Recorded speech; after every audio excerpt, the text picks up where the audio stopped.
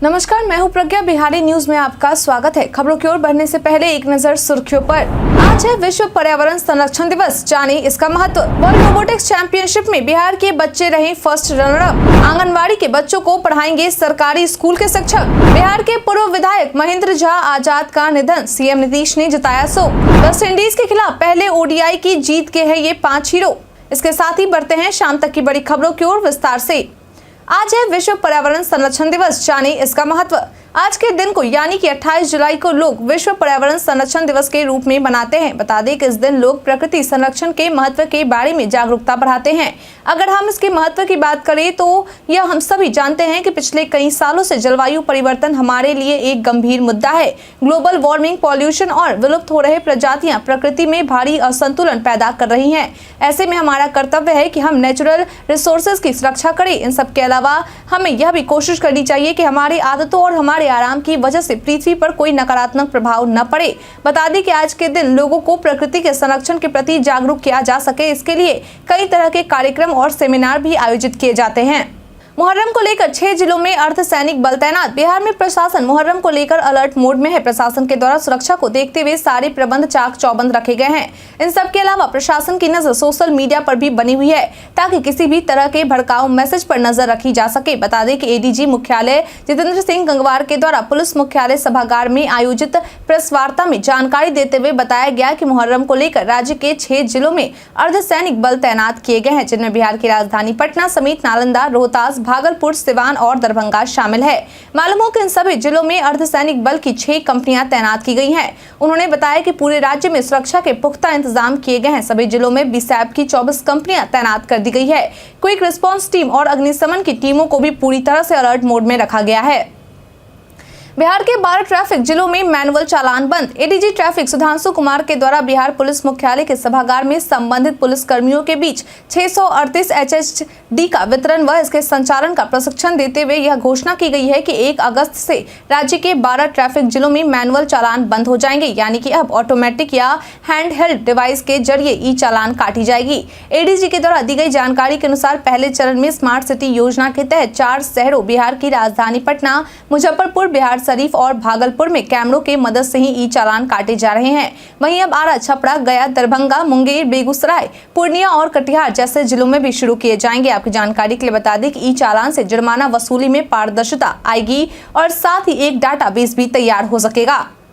World robotics championship में बिहार के बच्चे रहे फर्स्ट रनर अप। 25 से 27 जुलाई तक देश की राजधानी दिल्ली में आयोजित वर्ल्ड रोबोटिक्स चैंपियनशिप में बिहार के राजधानी पटना के श्री कृष्ण विज्ञान केंद्र की अर्धबोटोस टीम के द्वारा रोबो सॉकर चैलेंज में फर्स्ट रनर अप का खिताब अपने नाम किया गया। इस दौरान उन्हें सिल्वर मेडल, प्रमाण पत्र और 50,000 रुपए की पुरस्कार राशि देकर सम्मानित किया गया। बता दें कि इस वर्ल्ड रोबोटिक्स चैंपियनशिप में रोबो सॉकर चैलेंज में भाग लेने के लिए विभिन्न देशों से 200 टीमों ने भाग लिया था। मालूम हो कि चैंपियनशिप में अलग अलग तरह के कॉम्पिटिशन हुए हैं, जिसमें बिहार के पटना के श्री कृष्ण विज्ञान केंद्र से कुल 4 टीम ने इसमें भाग लिया था, जिसमें 8 बच्चे थे। जो भी बच्चों ने इस चैंपियनशिप में भाग लिया था उन्हें सर्टिफिकेट देकर सम्मानित किया गया है। आंगनवाड़ी के बच्चों को पढ़ाएंगे सरकारी स्कूल के शिक्षक। इन दिनों शिक्षा विभाग के अपर मुख्य सचिव के पाठक के द्वारा शिक्षा के क्षेत्र में सुधार लाने के लिए कई तरह की कोशिश किए जा रहे हैं। इसी कड़ी में उन्होंने अब राज्य के सरकारी स्कूलों में पढ़ाने वाले शिक्षकों को यह आदेश दिया है कि अब वे जरूरत पड़ने पर आंगनबाड़ी के बच्चों को भी पढ़ाएंगे। मालूम हो कि इस संबंध में के पाठक के द्वारा सभी जिला शिक्षा पदाधिकारियों को पत्र जारी कर दिया गया है, जिसमें कहा गया है कि राज्य के सभी आंगनबाड़ी केंद्रों को नजदीक के स्कूल से शीघ्र टैग करें, ताकि आवश्यकता अनुसार वे शिक्षक टैग वाले केंद्रों के बच्चों को सप्ताह में 1-2 दिन पढ़ा सके। बता दें कि पाठक की ओर से सभी जिला शिक्षा पदाधिकारियों को यह काम जल्द से जल्द पूरा करने का निर्देश दिया है। इसके साथ ही उन्होंने यह भी कहा है कि जरूरत के अनुसार स्कूलों में ही आंगनबाड़ी केंद्रों को 1 या 2 कमरे उपलब्ध करवाए जाएंगे। कटिहार फायरिंग पर पुलिस मुख्यालय ने डीएम एसपी से मांगी विस्तृत रिपोर्ट। कटिहार जिले में हुई फायरिंग को लेकर बिहार पुलिस मुख्यालय के एडीजी जितेंद्र सिंह गंगवार के द्वारा कटिहार के डीएम और एसपी से इस मामले पर विस्तृत रिपोर्ट मांगी गई है। उन्होंने बताया कि कटिहार के बारसोई मामले में 26 वर्षीय सोनू शाह और 30 वर्षीय मोहम्मद खुर्शीद के मौत की जानकारी मिली है। उनका पोस्टमार्टम दंडाधिकारी की मौजूदगी में करवाया गया है। पूरी प्रक्रिया की वीडियोग्राफी भी हुई है। उन्होंने बताया कि मोहम्मद खुर्शीद का अंतिम संस्कार भी कर दिया गया है और जख्मी नियाज का का पलना पोखर मेला चल रहा है। एडीजी के द्वारा दी गई जानकारी के अनुसार भीड़ के हमले में एक डीएसपी, 6 पुरुष अवर निरीक्षक, 1 महिला अवर निरीक्षक व 3 सिपाही समेत 9 पुलिसकर्मी, सहायक अभियंता समेत 6 विद्युत कर्मी गंभीर रूप से घायल हुए हैं। इन सब के अलावा दर्जनों पुलिस कर्मियों को हल्की चोट लगी है। हालांकि फिलहाल स्थिति नियंत्रण में है। कटिहार गोलीकांड की जांच करेगी कांग्रेस। बिहार के कटिहार में लोगों के द्वारा बिजली की मांग किए जाने पर उन पर गोली चलाए जाने के कारण 2 लोगों की मौत हो चुकी है तो वहीं एक घायल है। ऐसे में इस घटना को लेकर अब बिहार पुलिस के ऊपर कई तरह के सवाल उठाए जा रहे हैं। इन्हीं सब के बीच अब कांग्रेस के द्वारा 3 सदस्यीय प्रतिनिधि मंडल बनाए गए हैं जो कटिहार जाने वाले हैं, जहाँ वे पीड़ित परिजनों से मिलेंगे और इस घटना की पूरी जाँच करेंगे। बता दें कि इस बात की जानकारी कांग्रेस विधायक दल के नेता शकील अहमद के द्वारा दी गई है। उन्होंने कहा कि हम सरकार का हिस्सा हो सकते हैं, लेकिन हमारे लिए यह जांचना भी महत्वपूर्ण है कि क्या जिला प्रशासन और उपमंडल प्रशासन ऐसी गलती करता है।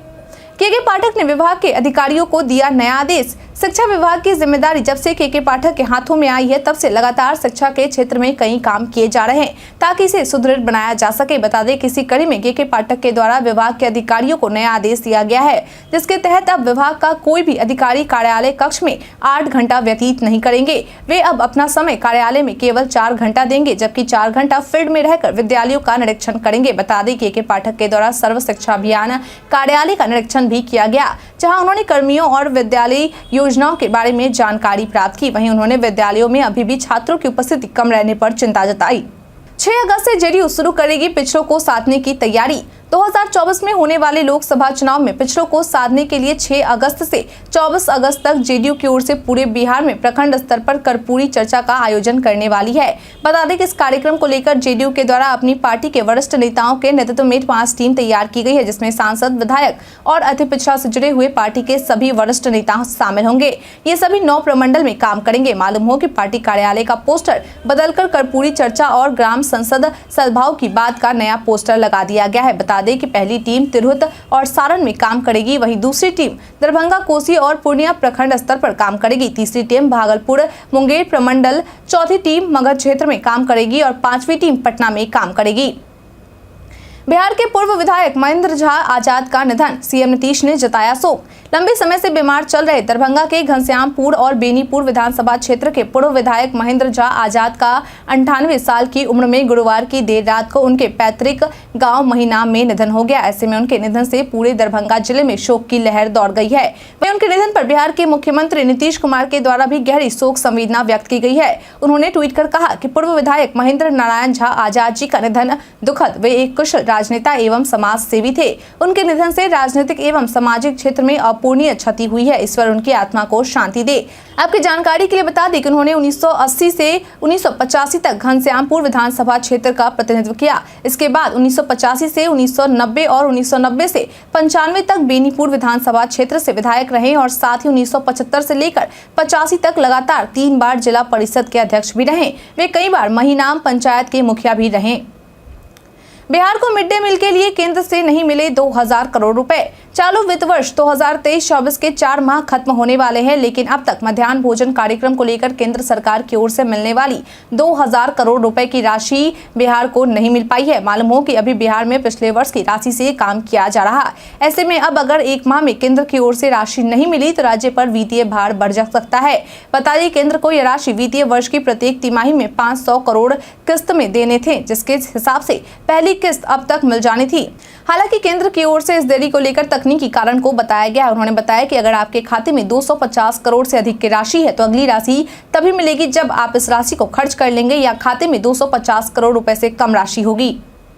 सरकार ने दिया देश में एमबीबीएस सीटों का लेटेस्ट ब्यौरा। स्वास्थ्य और परिवार कल्याण मंत्रालय में राज्य मंत्री भारती प्रवीण पवार के द्वारा लोकसभा में एक प्रश्न का उत्तर देते हुए जानकारी दिया गया कि पूरे देश के 704 मेडिकल कॉलेजों में एमबीबीएस की 1,07,948 सीटें हैं। इनमें से 56,283 सीटें सरकारी मेडिकल कॉलेज में उपलब्ध है, तो वहीं बाकी बचे 51,665 सीटें प्राइवेट मेडिकल कॉलेज में है। बता दी कि उनके द्वारा दी गई जानकारी के अनुसार वर्ष 2014 में पूरे देश भर में मेडिकल कॉलेजों की संख्या 387 थी और इनमें कुल सीटें 51,348 थी। ऐसे में अब 2014 की तुलना में मेडिकल कॉलेजों की संख्या में 82% की बढ़ोतरी हुई है। इसके साथ ही उन्होंने यह भी जानकारी दी कि नीट पीजी में वर्ष 2014 में जहां 31,185 सीटें थी, तो वहीं अब यह सीट बढ़कर 67,802 हो गई है। वहीं अगर हम बिहार राज्य की बात करें तो बिहार में कुल 21 मेडिकल कॉलेज हैं, जिनमें 13 सरकारी तो वहीं 8 प्राइवेट मेडिकल कॉलेज हैं। इन कॉलेजों में कुल 2,565 सीटें हैं।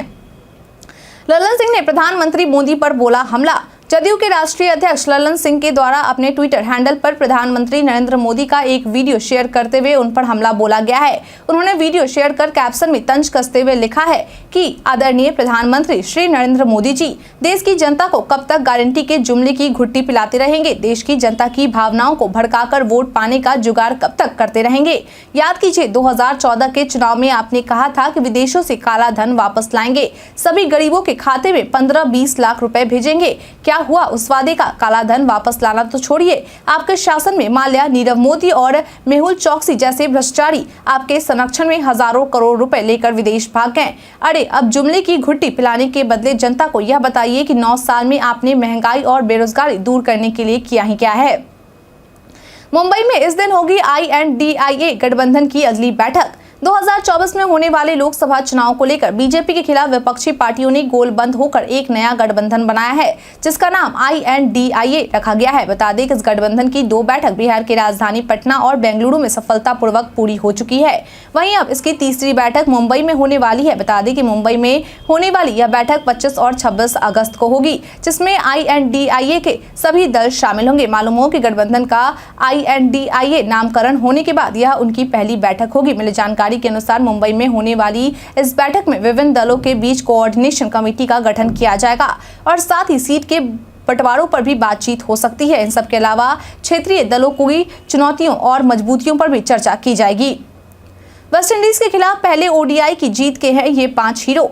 भारत ने वेस्टइंडीज के खिलाफ शानदार गेंदबाजी और बल्लेबाजी करते हुए वनडे सीरीज के पहले मैच को अपने नाम कर लिया। बता दें कि भारत ने इस सीरीज में 1-0 की बढ़त हासिल कर ली है। मालूम हो कि टॉस जीतकर वेस्टइंडीज ने पहले बल्लेबाजी करने का फैसला लिया और 114 रन बनाकर पवेलियन लौट गए। बता दें कि वनडे सीरीज के पहले मैच में भारतीय टीम के 5 खिलाड़ी जीत के हीरो बने, जिनमें कुलदीप यादव जिन्होंने भारत की महत्वपूर्ण 4 विकेट दिलाए और साथ ही 3 ओवर में सिर्फ 6 रन दिए और 2 मिडन ओवर डाले। वहीं दूसरे नंबर पर रविंद्र जडेजा रहे, जिन्होंने 3 विकेट चटकाए। तीसरे नंबर पर बिहार के लाल मुकेश कुमार रहे, जिन्होंने वेस्टइंडीज के खिलाफ वनडे में अपने करियर का डेब्यू किया और पहले मैच में 5 ओवर में 22 रन देकर 1 मिडन और 1 विकेट चटकाए। चौथे नंबर पर भी बिहार के ईशान किशन रहे, जिन्होंने अपनी बल्लेबाजी से वेस्टइंडीज के खिलाफ 46 गेंदों में 7 चौके और 1 छक्के की मदद से 52 रन बनाते हुए अर्धशतक जड़ा। वहीं 5वें नंबर पर विराट कोहली रहे, जिन्होंने दाहिनी ओवर ड्राइव लगाकर एक हाथ से गजब का कैच पकड़ते हुए सफर को बिना खाता खोले हुए पवेलियन पहुंचा दिया।